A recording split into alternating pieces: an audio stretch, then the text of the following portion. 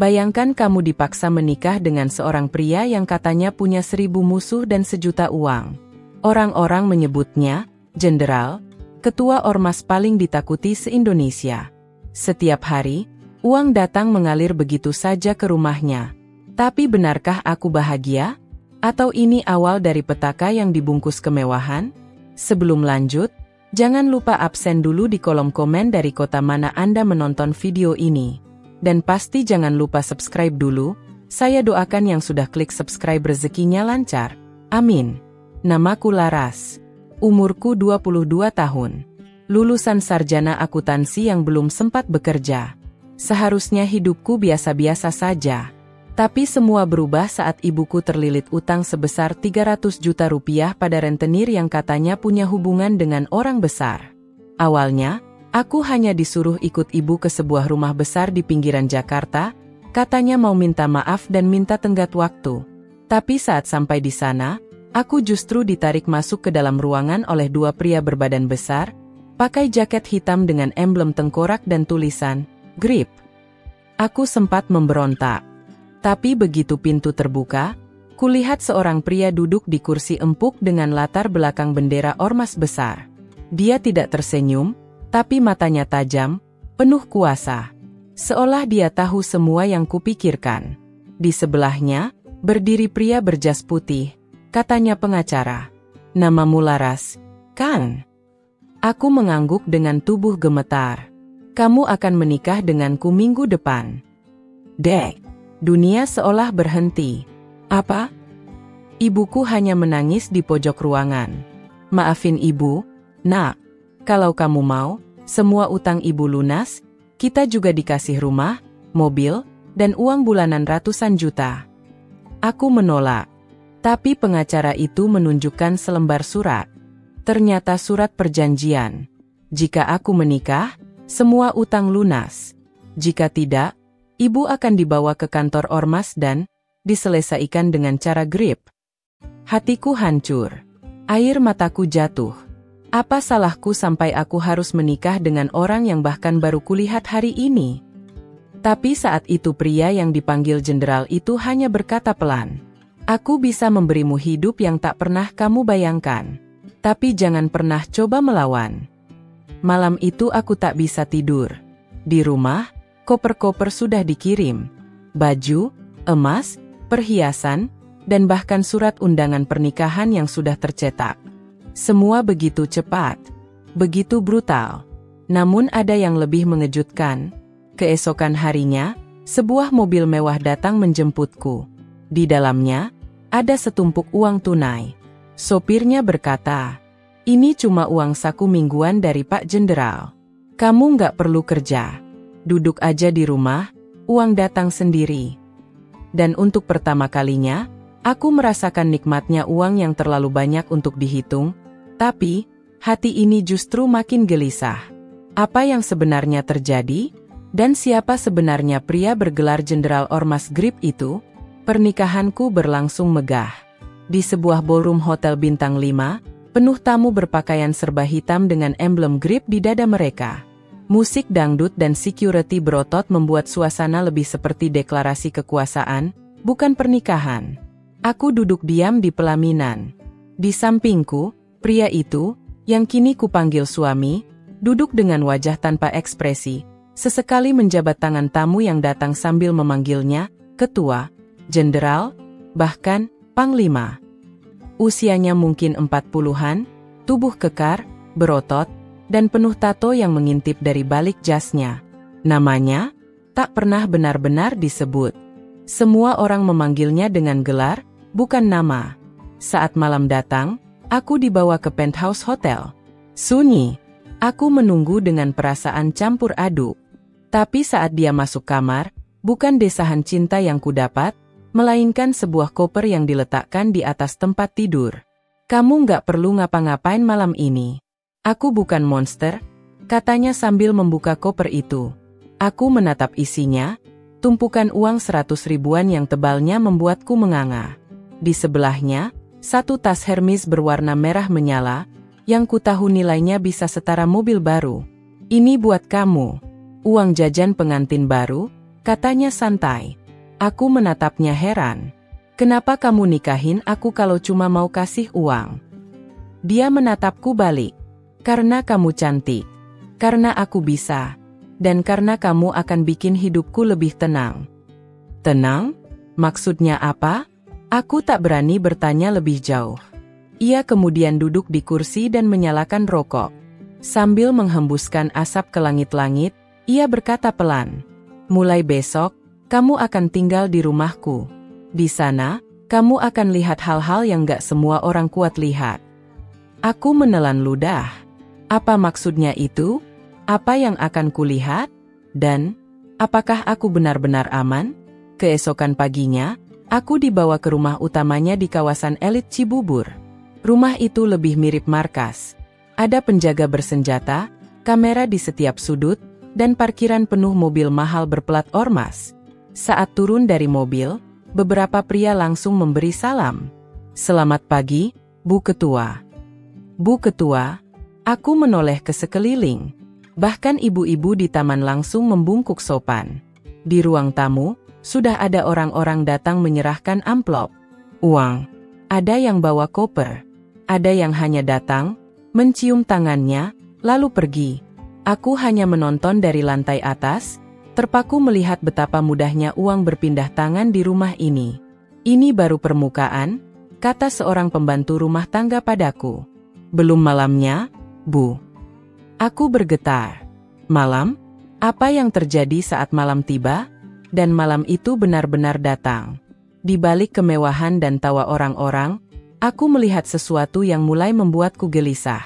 Ada satu ruangan yang selalu tertutup rapat. Hanya pria-pria berbadan besar yang keluar masuk dengan wajah tegang. Mereka membawa dokumen, tas, bahkan sesuatu yang dibungkus kain hitam pekat. Ketika aku tanya pada salah satu pelayan, dia hanya berbisik, "Itu ruang perintah. Tempat jenderal ngatur semuanya." Aku tak bertanya lebih lanjut. Tapi malam itu, aku mendengar teriakan. Bukan dari ruang tamu, tapi dari lantai bawah. Lalu suara pintu dibanting. Disusul suara tawa, tawa dingin pria yang kini menjadi suamiku. Aku pun mulai sadar. Mungkin aku hidup dalam limpahan uang dan kemewahan, tapi aku juga hidup dalam bayang-bayang kekuasaan yang bisa menghancurkan siapa saja. 3 hari sudah aku tinggal di rumah megah ini. Rumah yang lebih mirip markas militer ketimbang tempat tinggal. Setiap pagi uang datang. Setiap malam suara misterius terdengar dari lantai bawah. Dan siang hari, suamiku, yang lebih sering kupanggil Pak Jenderal, hampir tak pernah ada di rumah. Katanya dia sedang turun ke lapangan. Namun malam ini berbeda. Dia pulang lebih awal. Dan malam ini, aku memberanikan diri melanggar satu aturan tak tertulis. Mendekati ruangan hitam di lantai bawah. Aku turun diam-diam. Jam menunjukkan pukul 1.30 dini hari. Semua lampu padam kecuali cahaya temaram dari lorong panjang menuju pintu besi berwarna hitam legam. Pintu itu selalu dijaga 2 orang. Tapi malam ini, tak ada siapa-siapa. Entah mereka lengah atau memang disengaja. Langkahku pelan. Nafasku ditahan. Saat ku sentuh kenop pintunya, dingin sekali. Jantungku berdetak cepat. Kupaksakan membukanya. Krek. Ruangan itu gelap. Hanya ada satu lampu gantung menyala redup di tengah. Di dalam, ada meja kayu besar, kursi besi, dan, yang paling mengejutkan, seseorang yang dirantai di sudut ruangan, duduk dengan tubuh penuh luka. Aku terkejut setengah mati. Siapa dia? Saat mataku dan matanya bertemu, ia berbisik lirih. "Pergi, kamu nggak boleh di sini, nanti kamu juga ikut ditangkap." Tapi aku malah mendekat. "Siapa kamu? Kenapa kamu diikat?" tanyaku. Namun sebelum ia sempat menjawab, langkah kaki terdengar dari belakang. Aku membeku. Suara sepatu boot besar. Aroma rokok khas itu. Dan suara yang membuat darahku seketika beku. "Lars, kamu ngapain di sini?" Pak Jenderal berdiri di ambang pintu dengan tatapan yang tak pernah kulihat sebelumnya. Matanya dingin, tajam, dan penuh tekanan. Tubuhku lemas. Aku ingin bicara, tapi tak bisa. Dia masuk, lalu menutup pintu dari dalam. Kini hanya kami bertiga di ruangan itu, aku, suamiku, dan pria terikat itu, yang sekarang menunduk ketakutan. Dengan santai, Pak Jenderal berjalan ke arah meja, lalu membuka laci dan mengeluarkan sebilah pisau kecil. Dia pengkhianat. Pernah jual informasi ke lawan. Tapi belum selesai kuberi pelajaran. Aku ingin lari, tapi kaki tak bisa digerakkan. Dia melirik ke arahku dan berkata pelan, "Ini bukan urusanmu, Laras. Tapi kalau kamu mau tahu dunia suamimu sebenarnya, ya ini." Lalu dengan tenang, ia menghampiri pria yang terikat itu dan, tanpa ragu, menekankan ujung pisaunya ke paha si tahanan. Bukan untuk membunuh, tapi menyiksa, menegaskan dominasi. Pria itu menjerit. Aku ingin teriak, tapi mulutku terkunci oleh ketakutan. Dan saat darah menetes ke lantai, Pak Jenderal justru memelukku dari belakang dan berbisik di telingaku. "Lihat, aku bisa bikin orang hidup atau mati. Tapi kamu akan tetap aman. Asal kamu setia." Malam itu aku terkunci dalam dua perasaan, takut dan tergoda. Takut karena aku baru menyaksikan kebenaran mengerikan di balik kekuasaan suamiku. Tergoda, karena esok paginya, aku dibelikan mobil baru, kalung berlian, dan kartu ATM dengan saldo yang bahkan tak bisa kutebak jumlahnya. Dan hari demi hari setelah itu, aku mulai terbiasa dengan dunia yang gelap tapi berkilauan ini. Namun satu hal belum selesai mengusik pikiranku. Siapa sebenarnya pria yang disiksa itu? Dan kenapa matanya terus menatapku seolah kami pernah bertemu? Sudah 4 hari berlalu sejak aku melihat kejadian mengerikan itu. Seorang pria dirantai, disiksa di ruangan hitam, dan suamiku melakukannya dengan ekspresi tenang. Sejak malam itu, aku tak pernah berani lagi mendekat ke lantai bawah. Tapi satu hal terus mengganggu pikiranku. Tatapan pria itu.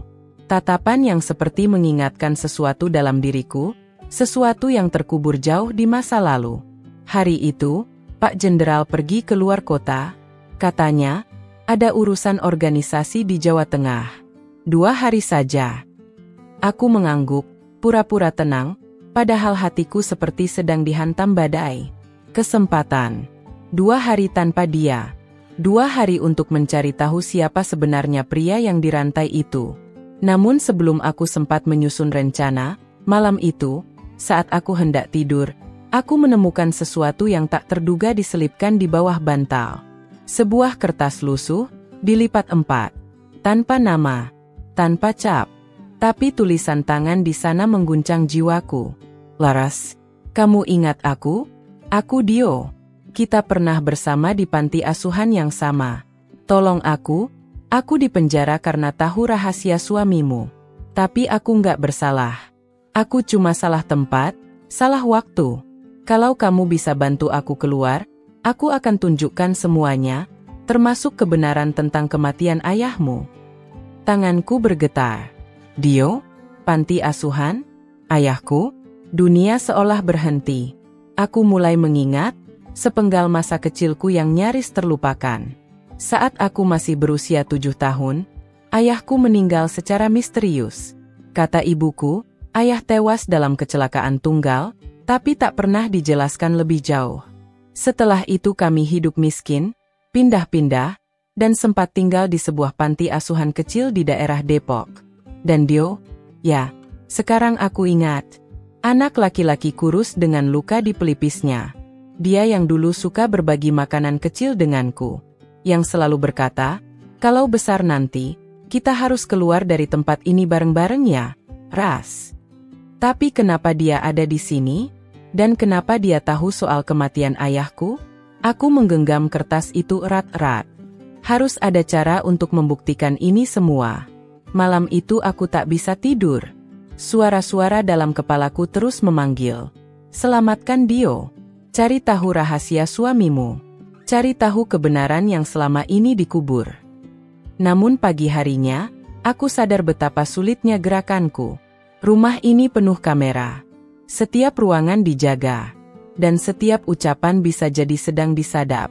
Tapi saat aku duduk di ruang makan, seseorang diam-diam menyelipkan secari kertas kecil ke pangkuanku. Pelayan perempuan. Mata sipit, tubuh mungil. Tak pernah bicara sepatah kata pun. Di kertas itu tertulis, "Saya percaya kamu. Kalau ingin bicara, datanglah ke dapur pukul 2 pagi. Sendiri." Hatiku makin berdebar. Apakah ini orang dalam yang bisa membantuku? Ataukah jebakan lain dari suamiku?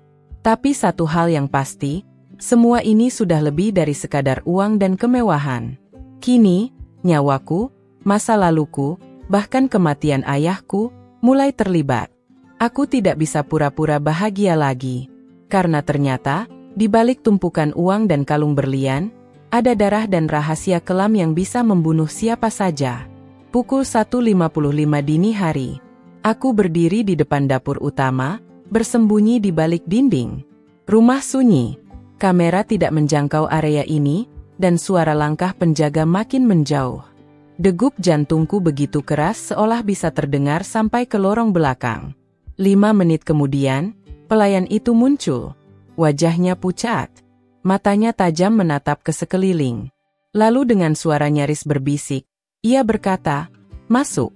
Cepat." Aku mengikutinya ke gudang kecil di balik dapur. Ia menyalakan satu lilin kecil, lalu menutup pintu dan berkata, "Saya sudah lama tunggu waktu ini, Bu. Sudah lama saya ingin bicara." Aku menatapnya gugup. "Kau siapa sebenarnya? Dan kenapa kamu bantu aku?" Dia menarik napas panjang. Lalu, dengan suara pelan tapi penuh tekanan, ia berkata, "Nama saya Alin. Saya dulu kerja sebagai pembantu di rumah salah satu pengusaha besar. Tapi pengusaha itu dibunuh oleh suami ibu." Darahku langsung dingin. "Apa maksudmu?" Alin menatapku tajam. "Pak Jenderal dulu adalah eksekutor bayaran. Dia tak hanya ketua ormas. Dia punya jaringan mafia dari Sumatera sampai Papua. Kalau ada orang yang tidak tunduk, dia hilang. Dibunuh. Seperti ayahmu." Tanganku gemetar. Seluruh tubuhku seperti tak punya tulang. "Ayahku? Kamu tahu tentang kematian ayahku?" Alin mengangguk pelan. "Ayahmu dulu seorang pengacara. Bersih. Jujur. Tapi dia terlalu dalam mengusut korupsi sebuah proyek raksasa yang melibatkan jaringan ormas dan kontraktor hitam. Salah satunya, suamimu. Dia ingin membuka data ke publik. Tapi belum sempat, dia sudah mati di jalan tol. Kecelakaan, katanya. Tapi aslinya, dirancang. Dan saya dengar sendiri nama ayahmu disebut dalam rapat malam di rumah lama itu." Aku nyaris pingsan. Air mata jatuh begitu saja. Terlalu banyak. Terlalu cepat. Kalau begitu, Dio. Ya, dia tahu semua itu. Dio kabur dari rumah anak karena dengar pengakuan salah satu orang dalam. Sejak itu dia diburu. Sampai akhirnya ketangkap dan dibawa ke sini, dijadikan tawanan. Tapi dia belum menyerah. Dia selipkan surat ke bantal ibu diam-diam. Saya yang bantu. Aku menatap Alin penuh campuran rasa, takut, marah, sedih, dan bingung. "Kenapa kamu bantu aku? Padahal kamu bisa dibunuh juga." Alin tersenyum tipis, lalu menurunkan kerah bajunya. Terlihat bekas luka panjang di pundaknya. "Karena dulu, saya juga pernah disiksa di ruangan hitam itu. Tapi saya selamat. Dan sejak saat itu, saya bersumpah, saya akan hancurkan dia dari dalam." Kami terdiam. Hening menggantung. Lalu Alin berkata, "Ada satu cara agar kamu bisa selamat dan menyelamatkan Dio." Aku menatapnya penuh harap. "Apa itu?" Alin mendekat, lalu berbisik, "Ambil flash disk merah di brankas kamar suamimu. Di dalamnya ada rekaman video, semua pembunuhan, termasuk eksekusi ayahmu. Begitu kamu punya itu, kamu bisa menukar Dio dengan kebebasanmu. Tapi, kalau sampai ketahuan, kamu tidak akan hidup lama." Aku menelan ludah. Ini bukan lagi tentang uang. Ini tentang kebenaran. Tentang dendam yang tak pernah selesai. Tentang masa lalu yang ternyata berdarah dan penuh jebakan. Dan aku tahu, aku tidak bisa mundur. Pukul 3.10 dini hari. Setelah berbicara dengan Alin, aku kembali ke kamar dengan tubuh gemetar. Tapi satu hal sudah kutetapkan dalam hati. Aku harus dapatkan flash disk itu malam ini juga. Brankas milik Pak Jenderal berada di balik lukisan besar bergambar macan hitam bertaring emas. Aku pernah melihat dia membuka lukisan itu sambil menekan sesuatu. Tapi tak tahu apa. Aku menunggu waktu yang tepat. Jam 4.30. Masih gelap. Para penjaga mulai bergantian shift. Kamera keamanan punya titik buta di antara kamar mandi dan lemari buku, tempat aku harus lewati untuk ke ruang kerja Pak Jenderal. Langkahku pelan, hampir tanpa suara. Tanganku dingin. Keringat bercucuran di punggung, meski udara AC sangat dingin. Pintu ruang kerja terbuka. Aku langsung menuju lukisan macan itu. Di sisi bawah bingkai, ada tonjolan kecil seperti tombol rahasia. Aku menekannya. Klik. Lukisan meluncur ke samping. Di baliknya, brankas baja berwarna hitam legam dengan kombinasi angka. Aku mengingat sesuatu. Tanggal lahir Pak Jenderal? Salah. Tanggal pernikahan kami? Salah juga. Tiba-tiba aku teringat kalung yang selalu dia pakai. Di belakangnya ada angka 1705198. Ku coba 170.598. BF. Brankas terbuka. Jantungku hampir copot. Di dalamnya ada satu pistol, beberapa berkas, emas batangan, dan satu benda kecil yang mencolok. Flash disk warna merah. Aku menyambar flash disk itu, lalu menutup kembali brankas dan lukisan. Napasku memburu saat berjalan cepat ke kamar. Sesampainya di kamar, aku masukkan flash disk ke laptop kecilku yang sudah lama tak kupakai. Dan begitu file terbuka, dunia runtuh di depan mataku. Ada banyak folder. Masing-masing diberi nama kota dan tanggal. Aku buka satu, Bandung 22 November 2020. Video memperlihatkan ruang tertutup, 3 pria memakai penutup kepala, dan 1 pria duduk terikat. Di belakang kamera, suara Pak Jenderal terdengar jelas. Kamu sudah bikin masalah. Sekarang saatnya kamu bayar. Lalu, tembakan. Pria itu jatuh tersungkur. Darah kemana-mana. Kamera tetap menyala. Tak ada rasa bersalah. Tak ada belas kasihan. Aku menutup mulutku sendiri. Hampir muntah. Kubuka folder lain. Jakarta 3 April 2015. Lagi-lagi, eksekusi. Kali ini yang dibunuh seorang pria paruh baya. Dan saat kulihat wajahnya, aku menangis. Itu ayahku. Ayahku, duduk di kursi, mulutnya diplester, wajahnya babak belur. Pak Jenderal berdiri di belakangnya. Dan ucapannya membuat tubuhku seakan meleleh. Maaf, Pak. Ini bukan personal. Tapi Anda terlalu jauh mainnya. Dor. 1 peluru. Ayahku jatuh ke lantai. Mati. Tubuhku menggigil hebat.